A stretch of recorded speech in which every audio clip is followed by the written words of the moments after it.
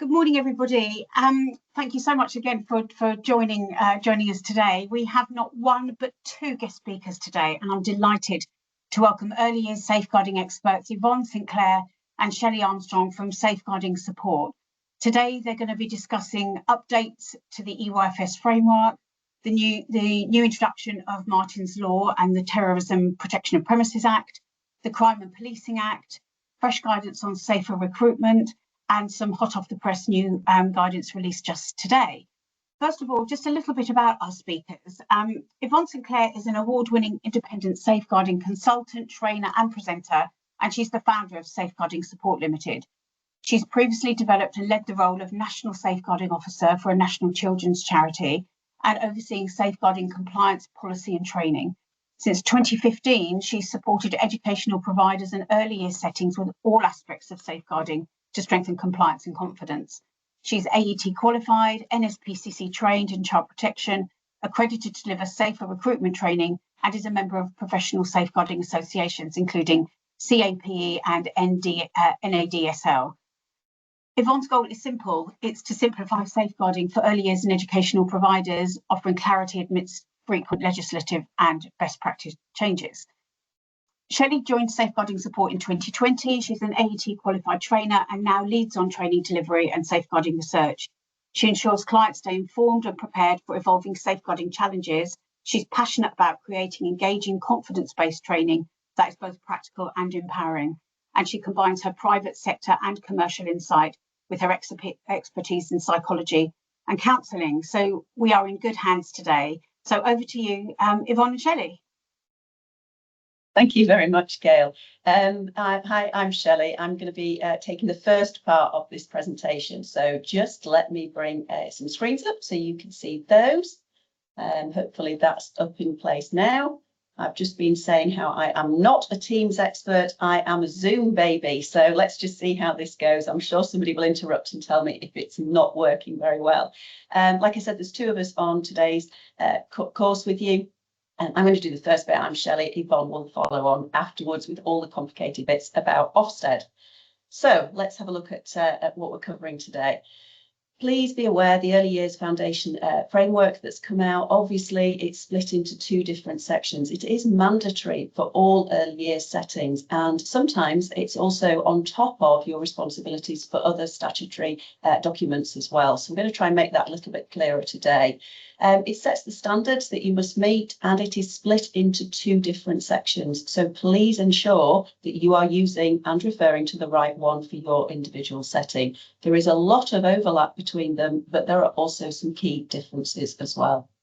And why did they do it? Well, they split it because, and they increased the safeguarding responsibilities within this document, because they are committed to ensuring that the education childcare system is going to be boosting parents' work choices and children's life chances.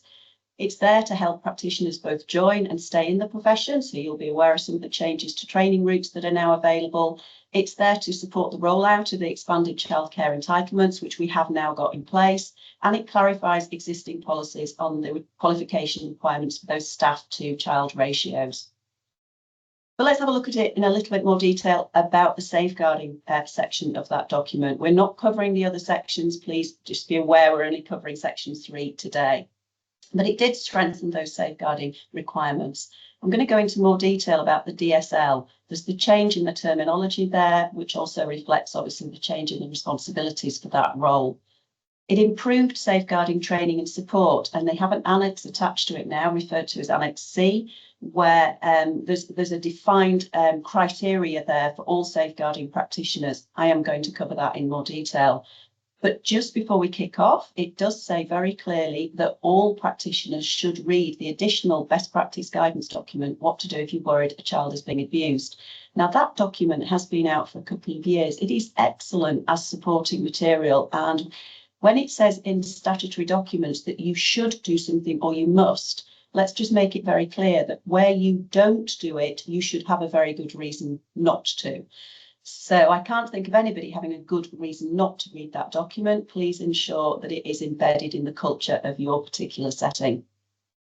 There was changes to attendance and our absence reporting requirements, to safer eating, to personal care, to the curriculum, policy changes and expectations, differences in safer recruitment processes, an additional Annex A added, which clarified the standards they expect all provision for paediatric first aid to meet. So some signposting and guidance to make sure that you ensure all your practitioners are trained to the correct level. So a lot of changes in it, but we're going to go into them in a little bit more detail. But first, I really wish it was as simple as just following one framework, because then everybody would know where they stood. However, we also have additional frameworks that we must comply to. So keeping children safe in education, that went into practice on the 1st of September 2025 with the new edition. There were some changes between the draft that had been available a couple of months earlier and the final version. Please make sure your policies, procedures, terminology, etc. follow that final version. One of the things that you should have embraced by now and have in place in your settings is that any reference to autism is only to autism. We've taken away any reference to ASD, spectrum and disorder. That should be in our language, in our practice, in our policies and procedures. And it's because it now aligns with the SEND Code of Practice. In terms of working together to safeguard children, everybody in a setting should be secure in their knowledge about how that framework supports us to ensure we get the best care for children. If you look at the definition of safeguarding, it's about getting that the best outcome for a child and a safe and effective care. We can't do that without working with the safeguarding partners. So therefore, that framework is essential to understand how that works. We're also going to look today in a little bit more detail about the use of reasonable force guidance. We're going to look in a bit more detail about Martyn's Law, which is the casual terminology for the Terrorism Protection of Premises Act, and also the Prevent Duty. But we've got additional documents as well to consider. The Crime and Policing Bill and also the Children's Wellbeing and Schools Bill are at their final stages of assent. We expect those to come through at any point within the next few weeks, and they will then become acts, which means they are mandatory for us to follow. We've got the changes that have come through, and the first the guidance on that came out last week. Yvonne is going to cover that later on in the course, and I'm just going to give you a little bit of an update on the independent review for the Prevent Duty that's happened and the changes coming through there. So, key changes. Let's have a look at the Children's Wellbeing and Schools Bill first of all. As I've said, that is due to become an act shortly. What you need to be aware of is the fact that they're bringing in family group decision-making models. These will be mandatory models that are in place to help and support that care around a family unit. This means that multi-agency child protection teams will be put in place, and education will automatically be added to those multi-agency teams. This is a change to the framework that's in Working Together to Safeguard Children. So it's expanding and developing those principles within it. So there isn't yet any clear definition or clear clarification, I should say, about whether Working Together to Safeguard Children is going to be updated, but there will certainly be an adjustment to it. So we should all be aware of that and training then, therefore, on the new model. Of course, if I've got any school settings on today's webinar, then the rollout of the primary school breakfast clubs, we need to be very confident that we've got our early years safer eating requirements built into how we're looking after those young people when they're in our care. It's also obviously going to affect any wraparound and holiday provision as well. We're going to be looking at safer eating just in a few moments. It also, just so you are aware, removes the automatic parental right to educate from home if a child is being subject to a child protection investigation or is on a child protection plan. This followed the case of Sarah Sharif, which I'm sure you followed in the press. And happening very, very shortly will be the single unique identifier for all children. Now, they're rolling this out with using or testing the NHS number to see whether this is a suitable way of doing it. Doesn't seem to me that there is a better way than using that, so I'm sure it'll be the way they use going forward. This is a fantastic step forward for child safety, because so many children fall through the cracks as parents move location, they move authorities, or perhaps start using a different name as the first name for a child, and children are falling down through the gaps. So this is a great step forward, but it will consequently have some element of change to everybody in education. And then the Crime and Policing Bill, that's also coming in shortly.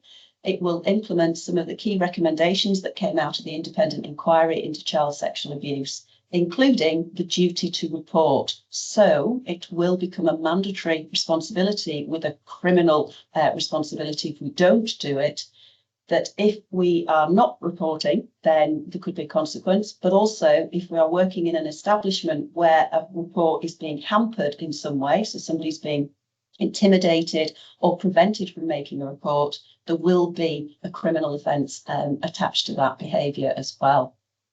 There will be changes to the DBS. There's a provision coming forward that supervised volunteers will also need to be checked against the barred list as though they were working in regulated activity. So there is going to be some change coming through there. This, of course, dependent on your setting, could affect your recruitment processes that you'd have to go through for governors and management committee staff as well, or not staff, but support as well. Which therefore means overall it could influence the approaches that you're taking, your curriculum, it could influence recruitment, it also definitely will influence your policy and your staff training. So you may not have thought that they were affecting you directly, but there's changes ahead that will do. So going back to some of the changes that I summarised at the start from the early years foundation stage, one of them was about the DSL, and it should now be firmly set into place in your setting that we've changed the name for the start from a lead practitioner to a DSL. That affects all early years settings. We have to have somebody who is the designated safeguarding lead. Therefore, they need to be trained to meet standards and responsibilities of that particular role. Dependent on your setting, it has to be applied in a way that works internally. When we come to the very end of the course, we'll signpost back to this. But that person must take the lead responsibility for safeguarding children, for being the liaison with the local safeguarding partners, being alert to the whole issues around a child's life, so their family issues, what's going on in the current vicinity, the community in which they're living, what challenges could they be facing, which could be putting further risk in place to the opportunity for harm to that child. They should be making sure that all the training in the setting is compliant with statutory requirements. So, for example, Annex C responsibilities for safeguarding practice, for early years practitioners and themselves at the DSL level, that must be renewed every 2 years. It must be compliant with that criteria. And where necessary, for example, after a safeguarding incident that may have happened, maybe there's a consideration to do annual refreshers in these areas as well. And of course, ensuring that all practitioners have read that document I signposted to earlier. The DSL will also be responsible for ensuring that policies, procedures, recruitment and induction is done and carried out to the levels that are appropriate for every single setting. In terms of safeguarding policies, we're just focusing at this point on the group-based settings policies and the school policies. They should be very clear about the action that is going to be taken if there's any safeguarding concerns about a child, so that any staff within that setting have read that policy and understand the process. This is essential because if that process isn't working for a child, they need to be able to challenge it. They need to be empowered to say, well, I don't think we're reaching the best outcomes for this child, or the provision we've put in place so far hasn't had the desired outcome. Also needs to be very clear about the action that will be taken if there's an allegation being made against a member of staff. So again, I'm going to go into this in a little bit more detail, but it's about considering that low-level concerns policy as well.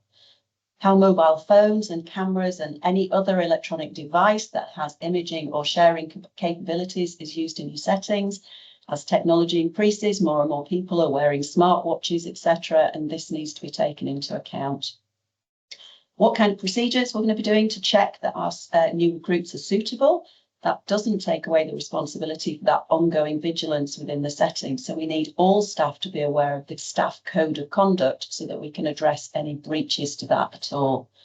And details in that policy should include how safeguarding training is going to be delivered, but also how staff are being supported, because dealing with any safeguarding issues at all is a hugely stressful issue and can take a huge toll on staff. We don't want to lose staff because of the stress that they're under, but we also need to make sure there's a constant challenge to making sure safeguarding is right at the forefront of all practitioners' minds, and it hasn't been something that was addressed once in the year when some training took place, and then it's kind of like fizzled out.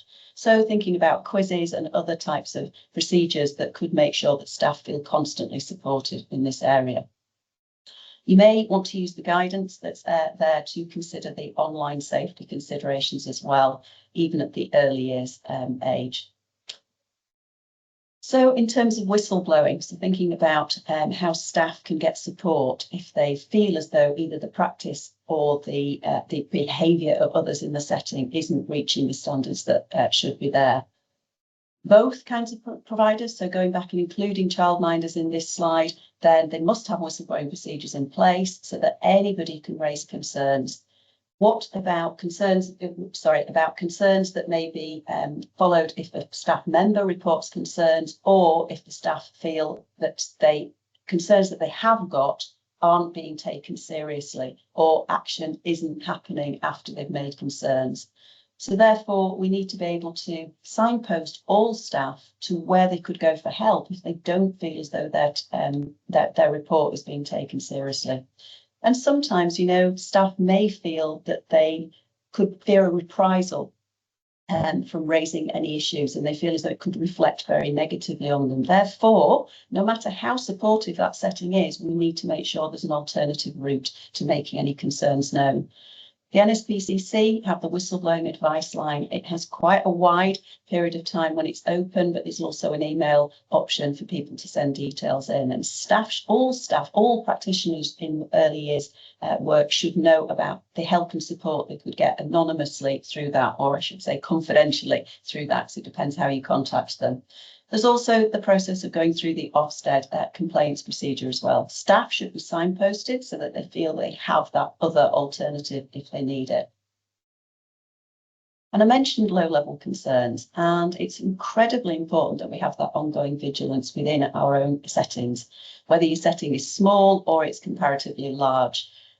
Vanessa George was a early years practitioner working within a nursery environment. I don't know if you've come across the case before.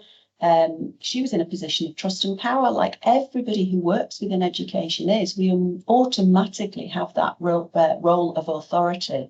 And people trust anybody that works with children because they believe they've been carefully selected and therefore they must be safe to do so. What happened in Vanessa George's case is that she breached that level of trust and reached the position of power that she was in. But there was a change in her behaviour. She started using sexually explicit language to the rest of the colleagues in the vicinity. She eroded some of the boundaries in terms of the practice that was expected. And there was such a lack of staff training that staff didn't recognise any of these and highlight what concerns they had. Had they done that at an earlier stage, then she may not have taken some of the actions that she did, which put young children at harm and risk. That's why we need a really robust low-level concerns policy in the settings, which gives staff a really clear impression of what the code of conduct is. It's the ethos about this is the way we do things around here. And if we breach that or we observe anybody else has done so, we need to make sure those standards don't slide. It's about safe working practices, and the guidance on the screen gives you some really good signposting. The Farrett & Co., which is the one with the dark blue background, that has some really good advice in there about how to implement a low-level concerns policy that's suitable for your setting. And the one on the right-hand side, the guidance for safer working practices, gives you a really good input into a lot of areas of your policies. It means making sure that staff are trained, they understand, and they feel empowered to do something about it should somebody breach those standards. In terms of safer recruitment, the changes that came through in the early years framework have broadly aligned to the standards that are expected when in KCSiE, that Keeping Children Safe in Education document. And some settings on here will be compliant to both. But it says that both types of providers, whether you're a childminder or a group setting, you must get references about staff before you start their employment. However, best practice in this area would be that you get those references in before the interview so that you can use that content at the interview to discuss any concerns with anybody, should anything be of a concern to yourself. However, you also have responsibilities now on staff members who leave your employment, and we must be making sure that we give and provide those references in a timely manner and on request. This is to address some of the issues within the whole sector about the delay of references causing problems when people move from setting to setting. So we need to be putting our support into this whole system to make it work, and therefore we will benefit out of it as well. So those references must say whether or not you're satisfied with their suitability to work with children. It should always be based on facts, not opinions, and we must make sure that if we are giving any details about substantiated safeguarding concerns and allegations, it is only the ones that met the threshold for those kinds of commentary to be included. There is more guidance in the framework to clarify that. Please be aware of those responsibilities. It says also that, therefore, within our safer recruitment responsibilities, group-based providers must include details of all the suitability checks. A reference isn't the only suitability check. We need to be looking for qualifications, etc. And we're going to be checking to make sure that we've done suitable checks for somebody's identity. It's the whole vetting process. It'll be the DBS checks for that particular role, which therefore means your single central record template might need to be looked at. We might need staff training to be improved in this area if you delegate those responsibilities to somebody for recruitment, and also in terms of things like recording the enhanced DBS check that's been done on somebody, enhanced DBS and barred list check in some cases. But the reference number, the date of check and who obtained it is now statutory responsibility within the early years settings. And of course, if you also have responsibility for older children as well, you may want to standardise that approach across all of your recruits in. In terms of child absence, both types of providers must have an attendance policy. It must be shared with parents and carers, but it tells them very clearly what the expectation for reporting a child absence is. And of course, at the early years stage, the younger end of it, these children can be below compulsory school age. And there can be an attitude of, well, therefore, attendance is not optional, but it's not as relevant in terms of reporting if we're not going to be in on a certain day. And it's tightening that up because of the number of children that again fall between the cracks. And if we are expecting them into a setting, when they're not there, we don't know if they're safe or not. And something could have happened to the parent or carer as well, putting that child at risk. So we need to be clear about the expectations we have, and we also need to be clear about the actions and the procedures that we'll take if we are concerned because we haven't been notified, or we're concerned because the absence has become quite prolonged. Both types of providers must follow up, which means that we need to, wherever possible, and it's not always possible, but wherever possible, have more than 2 emergency contact details for each child within our care. Difficult if families don't have a great deal of support around them in the situation of an individual child in your setting, but please do our best to get more than 2 emergency details. And it talks about using professional judgment, and you're the skilled people here. You should be looking at whether the absence causes you concerns because of the patterns, the trends behind it. Obviously, we're using our data here. We're monitoring things so that we can look afresh and make sure that we're not missing anything with this particular child, or we're aware of changes to personal circumstances that could be going on that could mean that that child's absence is now causing us concern. When that's the case, we now have a statutory responsibility to report through to Children's Social Care and or the police if necessary, if we're concerned that parents could be missing, that the family has gone missing, or the child could be at risk of harm because of potential sudden illness, for example, within the family unit. We must make sure that when we make that referral, we have evidence that that referral has been understood by those safeguarding partners in terms of them appreciating back that we are following our early years framework. So please be secure when we make those references forward and those referrals that we are using and stating that we are following the statutory framework in this area. In terms of safer eating, so it is quite simple when we start breaking it down, but I must admit it isn't written in a way that makes it very easy to pull apart at first. It says now we must be really clear.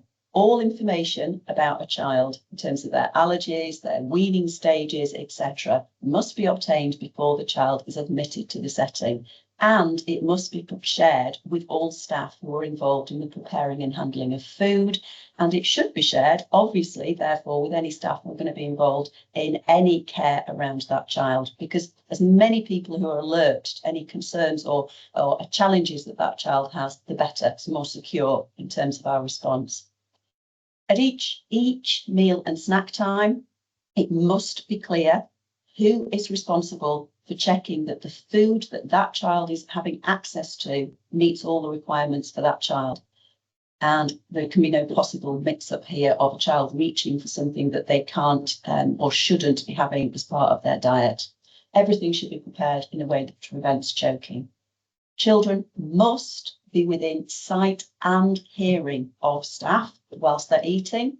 They should be seated safely in a chair relevant to the age and stage of development of that child, but seated and in a designated seating area where distractions are minimalised. That's tough. That's a tough call because obviously we create an environment around early years that's as stimulating as possible. So it's about trying to apply that to your unique circumstances. This is one of the changes that's causing some problems. It says in the guidance that staff should sit facing children whilst they eat. This isn't purely, although obviously that would be enough reason in the first place, but it isn't purely about monitoring situations like silent choking. It's also to monitor food sharing. If you consider early years children, they are encouraged to share. They're encouraged to be polite. They're encouraged to, play evenly and fairly with each other. And then we sit them down at a table and suddenly we expect them not to share the products that's on their plate or to pass things to each other. But that could be a life-threatening situation for a child that's offered something incorrectly. So staff should sit facing children so that they can monitor this at all times. And there should be a paediatric first aid trainer, a first aid trained person there whenever children are eating. But that doesn't negate the responsibility that all staff must be aware of the symptoms, the treatments for allergies and anaphylaxis, the difference between an allergy and an intolerance, and aware that children can develop an allergy at any time. So if it's the first time a food type's been introduced, parents and carers and the child themselves may have had no idea of a potential reaction to that food type. So we need to have staff aware of those signs and indicators. And we also need robust reporting, recording and monitoring procedures for all of the incidents that could involve choking. In terms of policy, toileting, privacy and paediatric first aid, both types of providers should make sure that we're respecting children's privacy now, that we are balancing our responsibility for safeguarding and supporting the child with the supporting of the adults who are taking part in that.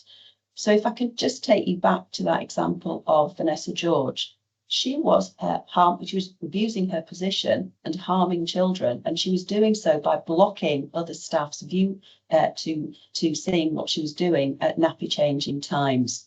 So how do we make sure that the child's safeguarding is balanced with the child's need and right to privacy? Are we considering when parents and carers come into the setting whether or not they can see children being changed when they do drop off and pick up? Because we need to have a balance here between the two responsibilities. And we are all, as a setting, responsible for making sure that we've made a competent decision on who's going to be a training provider for paediatric first aid to ensure that they meet the requirements of Annex A. In terms of ratios, we're not going to go into ratios in a lot of detail because it so depends on ages and stages of children and types of settings. So we're not going to go into that in this training course or this update. But please be aware that suitable students on long-term placements and volunteers can be included in your ratios as long as you're satisfied that they're competent and responsible and they hold a current paediatric first aid qualification provided by a training organisation that meets Annex A requirements. Now, use of reasonable force, let me just clarify this, because there's reference to corporal punishment, etc., in the early years foundation stage document. You can find it in the group 1 at 3.74 and 3.75. So we have a statutory responsibility to meet those two areas. But what we also have in this area is some additional guidance that you should be taking account of. So this is the use of reasonable force and other restrictive interventions within schools. This guidance came out in February 2025. It is a best practice document. It's absolutely worth reading to see what you can implement within your settings. However, there's 2 pages within that document, pages 14 and 15, that have a legal requirement, a statutory responsibility that came into place in September. And it talks about the fact that every significant incident, and it defines what a significant incident is, must be recorded and reported correctly. So this means that we should be ensuring parents are notified through the reporting, but we need to record all incidences so that we can look at them and make sure we're spotting any trends, any disparity here between the way in which certain children are being responded to. And also we need our management committees and or governing bodies to be looking at this information and giving us that strategic challenge here to make sure we're holding ourselves to the highest possible standards. The rest of the document is a best practice, but as I said earlier, where it says what you should do, you need to have a very good reason why you don't do. So please, if it's appropriate to your setting, take that guidance into account as well. We said right at the start that there's changes afoot all the time. The ICO have just, that's the Information Commissioner's Office, have just released some additional guidance in this area this morning. So my recommendation would be to make sure you go on Yvonne's newsletter, which comes out every fortnight, because everything that keeps changing is always highlighted in that every fortnight newsletter. So we have a prevent responsibility within early years, and that's been a responsibility for a number of years now. But just to go back one step from that, contest is the UK's national counter-terrorism strategy. Prevent is one of the 4 pillars of it. In education, we are now tasked with being responsible for another 2 of those pillars, protect and prepare. They work differently. Prevent is about people. Prevent is about trying to stop people being drawn into radicalised behaviour or ideologies. Protect and prepare are about places. So just to compare them very quickly, prevent is legal basis behind it is the Counter-Terrorism Security Act, and it's about stopping radicalisation. It's about staff vigilance, safeguarding and education. And at the early years, we mainly put this into practice through our curriculum. The other side of it, protect and prepare, is what's referred to casually as Martyn's Law, but the actual act behind it is the Terrorism Protection of Premises Act.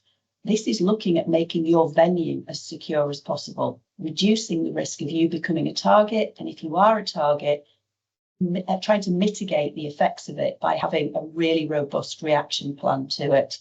And you may think that education settings aren't often a target for a terrorist attack. But one of the ways that could happen is through a cyber attack. And once they've got access to a lot of the documentation that you would hold, you wouldn't know how to contact any children that are vulnerable, any families that need help and support. We wouldn't know who was in the premises, who wasn't in the premises. And you also have the responsibility for all your staff data as well. We've also had other things that have targeted young people in school or activity environments. I take you back to the Southport situation that happened in 2024. Please don't think education venues are not a potential target for terrorism. But I'll just summarise the prevent duty first. Lord Anderson did an independent review. It concluded earlier this last year. He basically said, prevent isn't picking up on the online warning signs that could be there. The fact that so many people now are radicalised by material that they see online. And he also talked about the fact that the prevent framework as it stands at the moment is missing the opportunity for people who don't have a clear single ideology. And they call this mixed, unstable and unclear ideologies.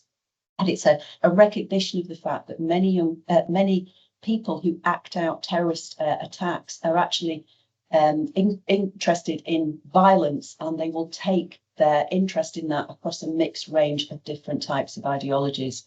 It's really important that we understand this because it means that there's an acknowledgement that the terrorist threat in the UK is changing.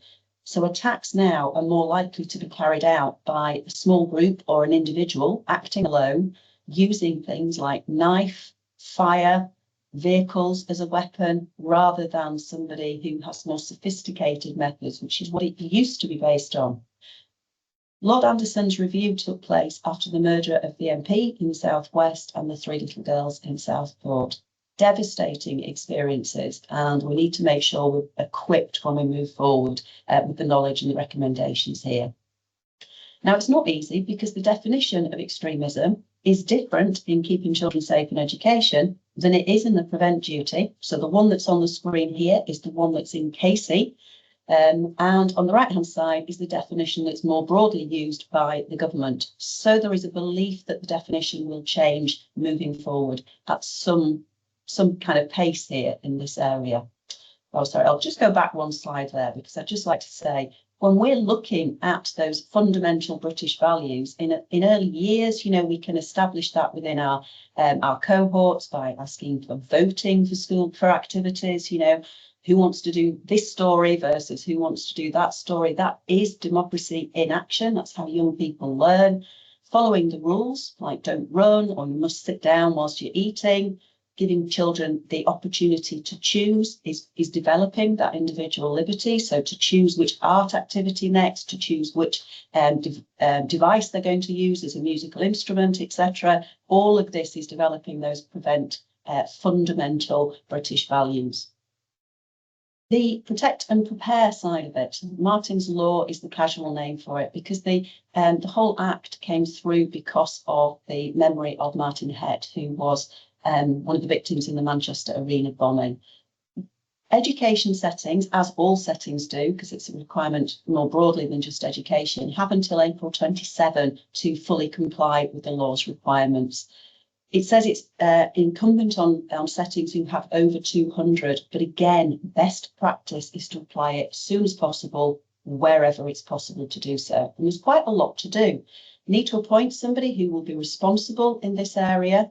We need to look at evacuation, evacuation or lockdown in terms of how could a terrorist attack complicate this, like somebody could set the fire alarm off in order to drive you all out into harm's way. So it's about looking at things from a different perspective.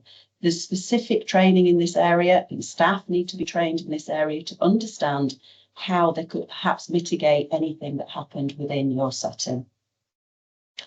And that training summary then, let's just go back to Annex C. So this is a summary of what's required for all practitioners. And the whole approach should be that it's age specific. So we are looking solely at early years in this. So therefore, training that's done at a higher age level isn't necessarily always going to cover off those early years responsibilities. Once that all practitioner level has been done for your DSLs, they then need the second level of training on top of that.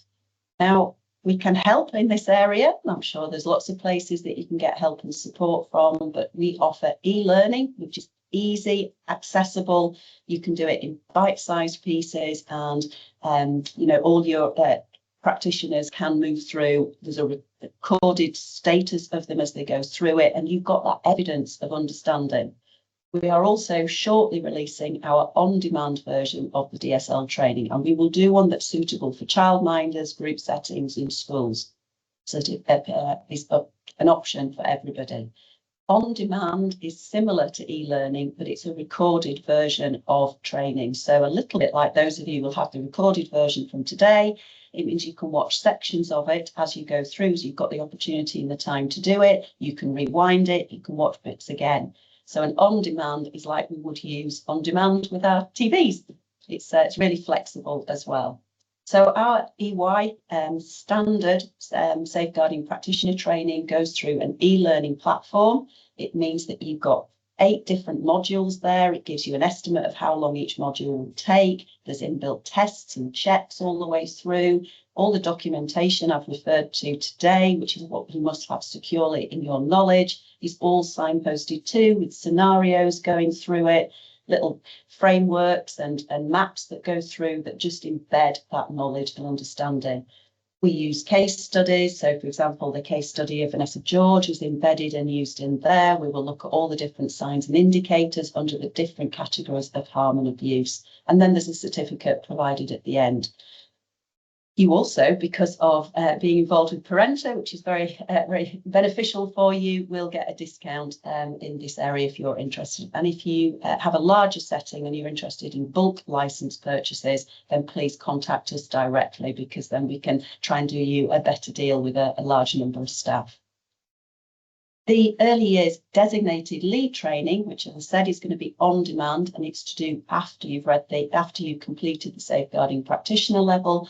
Again, is looking at the importance here about how do we build a safer organisation and culture? What about safer recruitment? What are the steps and responsibilities that you must do and what you should do?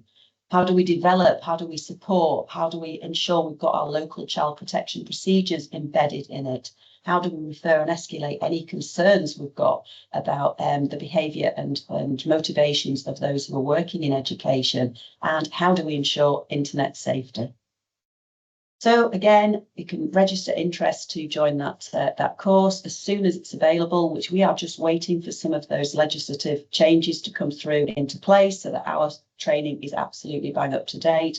Once that's happened, we will be able to release that course for use. So what do you need to do? Well, your next steps are to look at a specific structure to make sure it works for your setting. Who is going to be leading on safeguarding responsibilities for the early years? If you're a school setting, you will have an overall DSL, but who's going to be the one to do the early years? We need to update policies. We need to make sure staff have got that training understanding. We need to have checks and quizzes and posters around the place that make sure safeguarding is keeping to the forefront of everybody's mind. Look at your safer recruitment, make sure your whistleblowing policies and procedures are embedded. Look at your policies to make sure you've got those in place. Look at your single central record to make sure it reflects the processes that must be there. Make sure your attendance policy has been shared with parents and carers and they understand their responsibilities to report any absence. Look at that safer eating. It will be different for every single setting, but we know what we should do and we know what we must do. So please make sure you comply with that. Consider any wraparound or holiday provision. You might have a change of staff who are responsible for that. Make sure that they've had the necessary training. Look at your first aid. Make sure you provide and meets the criteria standards, and also make sure that your ratio compliances are being met. Toileting and privacy. That document that I signposted to about safer working practices is a good starting point here to balance the safeguarding needs with the privacy needs of a child, and make sure everybody has been trained and understands their responsibilities. You are going to get some help and support to do this. You're going to get a checklist for us, an action plan if you like, and also an information booklet stuffed full of information, and also a lot of resources that you'd be signposted to today. I will pass over to Yvonne. If it wasn't difficult enough going on with the safeguarding updates, Ofsted was updated this week as well. So on top of that, we've got to understand, if we're in that Ofsted window, what's going to happen next. Well, we haven't got much time, but I'm going to briefly tell you what the new changes in Ofsted look like. Well, we've now gone into a 5-point grading scale. So those gradings have changed. You can see that on the screen in front of you. What we're talking about here is just merely safeguarding. So please be aware you need to read the full document about everything else. But for safeguarding, we're not going to be graded. We're just going to either have the met or not met categories going through. The evaluation areas have changed as well. I'm showing you them on the screen now. We're now going to be, in early years, we're going to be looking at inclusion, your curriculum and teaching, that achievement, behaviour, attitudes, and establishing routines going through there, children's welfare and well-being, and leadership and governance. But what the new requirements will do, when you get your grading, they're going to give you some narrative as well. So if they give you what Ofsted is saying is they're expecting it to be that middle grade in that expected standard. When they come and do an inspection, they will give you some narrative why they're giving you whatever grading you're being provided there. So it's going to give you a little bit of background on what they found within your settings. They are coming in. It was issued on the 9th of September, and any of you that are following the Ofsted, you will have heard that they said they promised to give us in education at least 2 full months leeway before they start inspecting, which means they're starting inspecting, should I say, on the 10th of November. And the initial programme will run until Christmas. And what they're saying there is that it's a trial programme, making sure that the system works, and that they will be using volunteers, schools that are volunteering for inspection within that timescale. Another change for early years is from April 2026. What Ofsted is saying is they're committed to bringing early years in line with education, mainstream education, and therefore inspections will then move from the 6-year cycle down to a 4-year inspection cycle, just to bring it in with that school education. Also changes in the new year, providers who are new to childminding, they will be inspected now within the 12 or 18-month period of registering, and that's come down because previously it was up to 30 months. So if you are a new provider, then please make sure that you bring that timescale, you start working towards that. But they have been lenient with us. They are saying that they will not carry out any inspections in the final week before Christmas. So that is some good news there, at least. There's a brand new early years inspection toolkit. This is what it looks like on the screen now. This will become effective from that 10th of November. But if you are a school with an early years setting, remember, as Shelley mentioned earlier, that there is 2 toolkits now. So you need to be referring to both toolkits to make sure you've got everything covered. Both toolkits have been developed and now work in line with the standards of not only EYFS, but keeping children safe in education, and the working together to safeguard children statutory guidance. So what's the focus going to be on? Well, just briefly, it's going to be on culture, that open, positive, child-centred culture. So we're looking that it's embedded within your settings, safeguarding arrangements. They're going to be looking to make sure that the children feel safe and that they know who the trusted adults are within school, that staff understand their responsibilities within safeguarding, that either your governors or your management committees understand their roles and responsibilities as well, as well as any volunteers that you've got in your setting. It will be referring back to that safer eating, your ratios, and all the other areas that Shelley's just gone through as well. So they will be focusing, that will be keen with them. They'll be looking for you and your staff to understand it could happen here. A safeguarding issue could happen in any setting, anywhere in England. So that needs to be embedded in your culture. We've already said about staff and governors, then we need to be making sure that that leadership is embedded, that we know which statutory guidance we have to follow. That's a must that Shelley was talking about, but also the best practice guidance as well. We should be doing it unless we've got a very good reason not to be doing it. Which means all those policies that Shelley talked about, your attendance policy, your safeguarding and child protection policy, etc., are up to date. But a policy is just a policy if it isn't understood by everybody within your setting.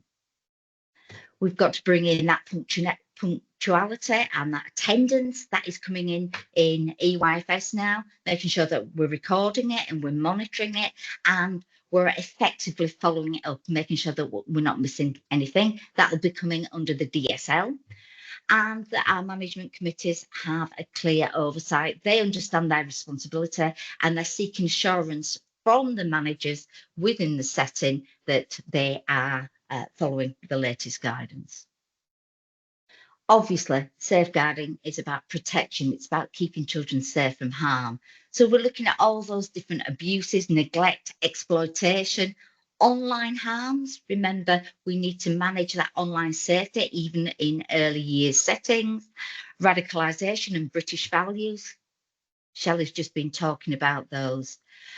Children missing education. It's not statutory if you are not a school-based provider.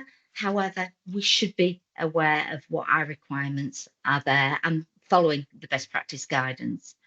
And we should be alert to those additional vulnerable groups, our SEND children, our looked after children, and those children that are at risk.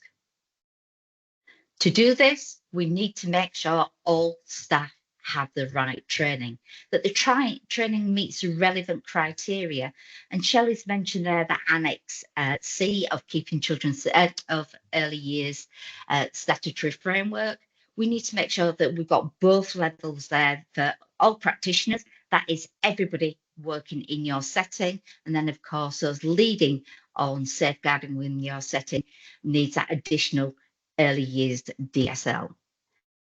We've never had statutory requirements for timescales for renewing our training in early years. It's always been best practice that we follow, keeping children safe in education.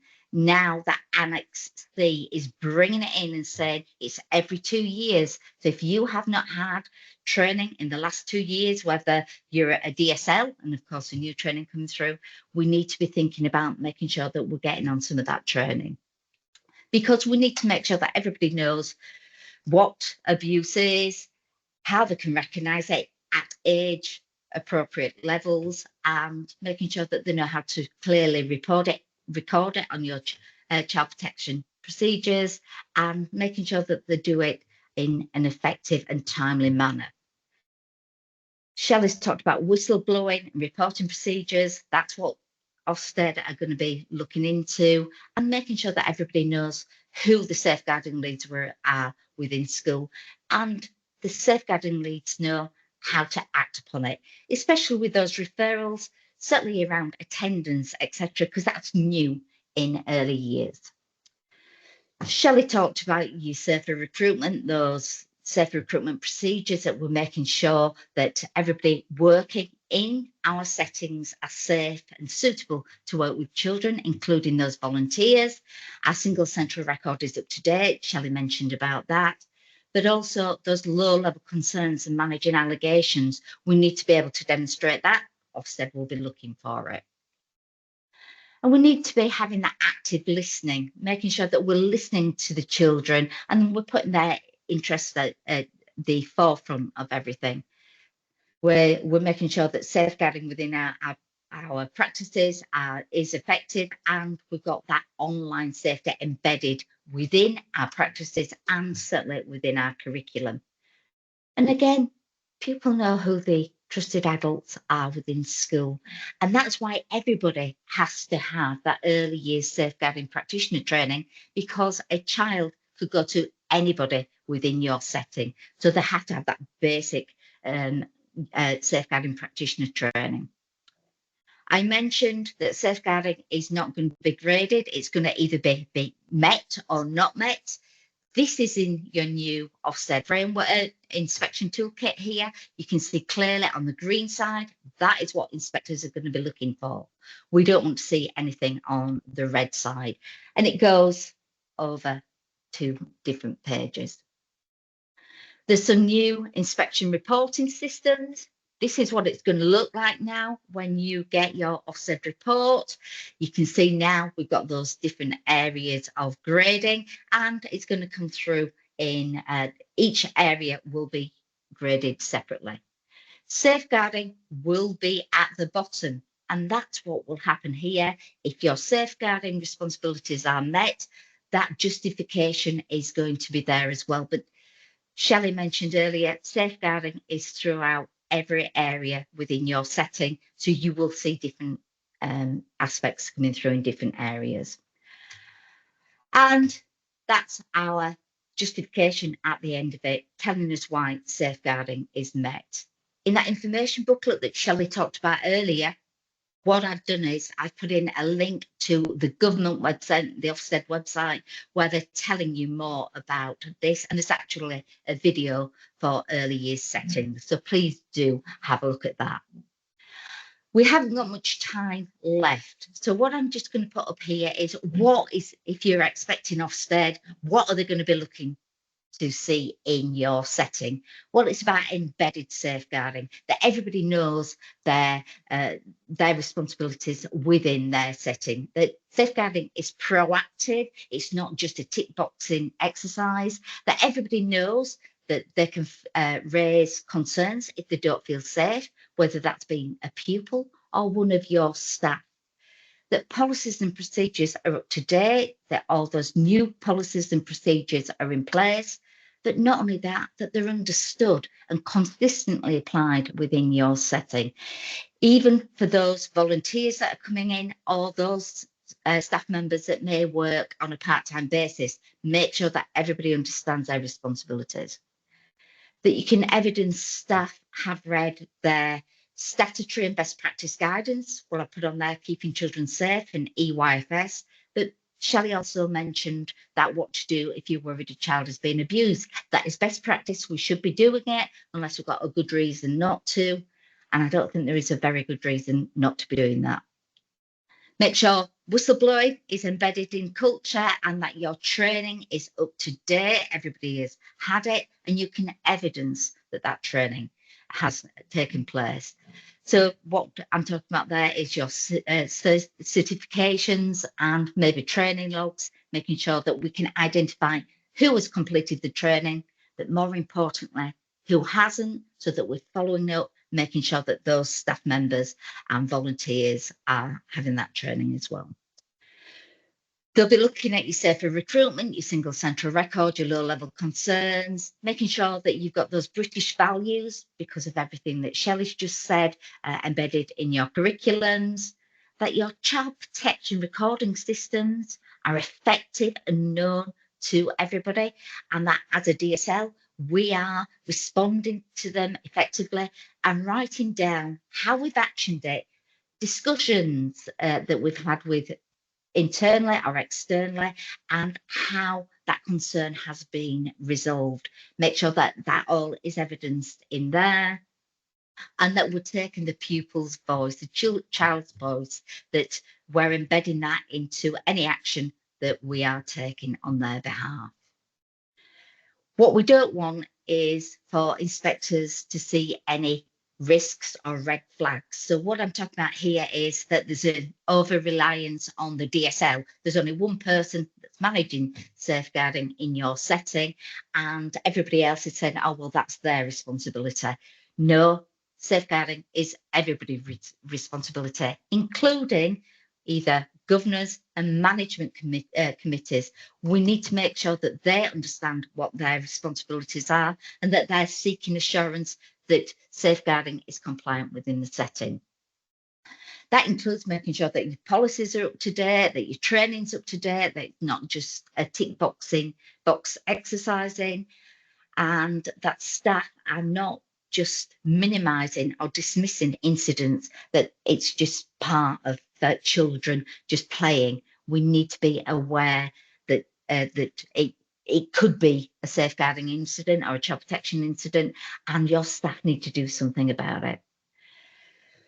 Staff need to know how to record a concern so that as a safeguarding leader, DSL, that you can act upon that effectively, and that we know who the vulnerable children are in our settings. And of course, staff know how to raise those low-level concerns, make sure we've got those procedures in place. Ofsted may be coming in, and Ofsted will, make sure that you're compliant. They'll take and say, yes, you are compliant. However, the safeguarding, it's a culture. And it's only that culture that will protect the children in your care, that everybody knows what their responsibilities are to make sure that we are keeping the children safe.